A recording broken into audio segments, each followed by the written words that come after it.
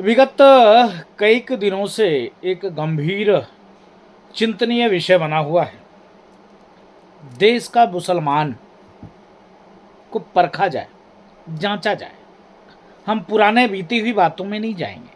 अगर पुरानी बीती हुई बातों में जाएंगे तो पूरे देश में एक दूसरा माहौल क्रिएट हो जाएगा और विषय दूसरा छिड़ जाएगा। क्योंकि नालंदा जैसे, तक्षशिला जैसे विश्वविद्यालय को जलाए जाना, लाखों मंदिरों को तोड़े जाना, गुरुकुल तोड़े जाना, गौ हत्या की जाना, और देख सकते हो कि तमाम आक्रांताओं के द्वारा देश में इस प्रकार से घृणित कार्य किया जाना ये मामूली बात नहीं है। लेकिन अब जनतंत्र में, लोकतंत्र में, डेमोक्रेसी में, प्रजातंत्र में भी यही स्थिति है।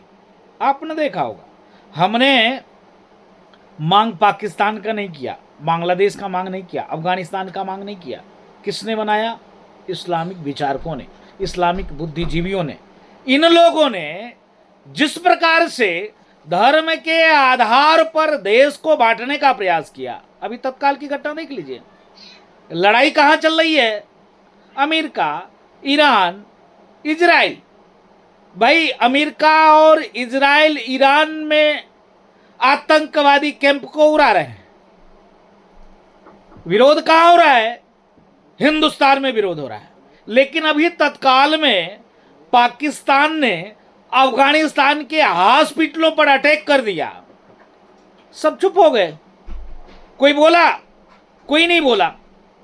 क्या अब तकलीफ नहीं हो रहा मुसलमानों को? अब मोमबत्ती लेके नहीं निकलोगे? अब विरोध नहीं करोगे मोदी जी का, योगी जी का, संघ विचार परिवार का? उल्टी सीधे अब नहीं बोलोगे? नहीं बोल सकते, क्योंकि आपकी सेलेक्टिव सोच है। आप जिस देश में रहते हो उस देश की नींव को हिलाने का काम करते हो। आप जिस देश में रहते हो उस देश को खोखला करने का कार्य और काम करते हो।